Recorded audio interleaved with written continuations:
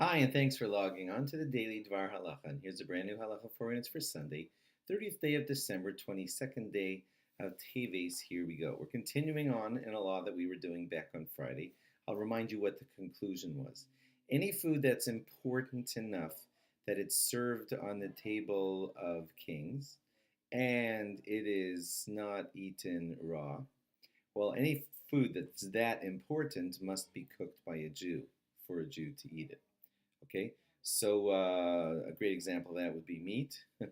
It's not eaten raw. It's important enough to be served on a king's table. So if a Jew's going to eat it, it should be cooked or prepared by a Jew.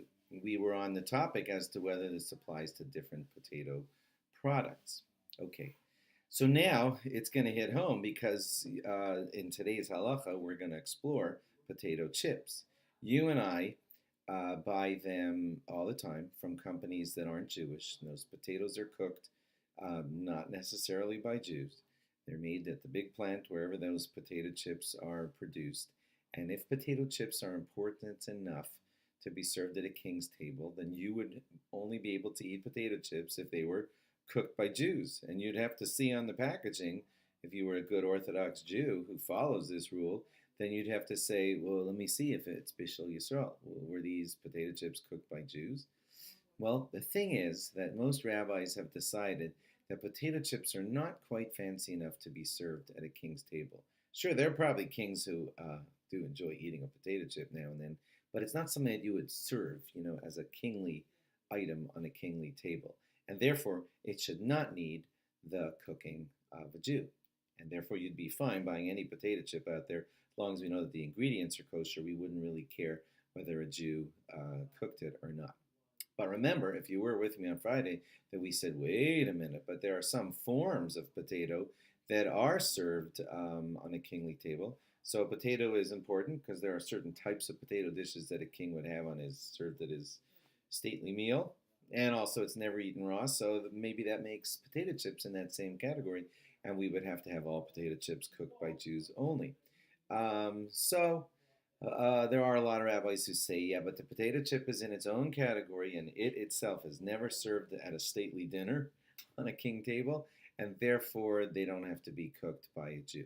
Rav Belsky says that this is our custom, that we treat potato chips as in a category of things that would not be served on a king's table, and therefore they don't need to be cooked by a Jew. This is important because Rav Belsky says if potato chips were considered to be stately, like that you would serve them at a state dinner at a king, then all potato chips bearing a good kosher symbol would need to be they would also need to have a mashgiach. They're making sure to light the fires and start the cooking under all those potato chips. Well, but the good news is Rav Belsky says we don't apply this to potato chips because even though they're delicious and even though kings probably like to munch on them as a snack, but it's not something that you would serve at a state dinner, at a king's palace. Therefore, potato chips don't need to be cooked by a Jew. All you need is to make certain that, of course, all the ingredients in the potato chip are kosher, and then all the kosher symbols go on them, and that's why you and I go into the stores and buy many, many different forms of potato chips with a kosher stamp on them, that all the ingredients are kosher, but not necessarily cooked by a Jew, and it's all considered fine. Incidentally, just before we close, the rabbis also say that kettle-cooked potato chips are in that exact same category as regular fried potato chips.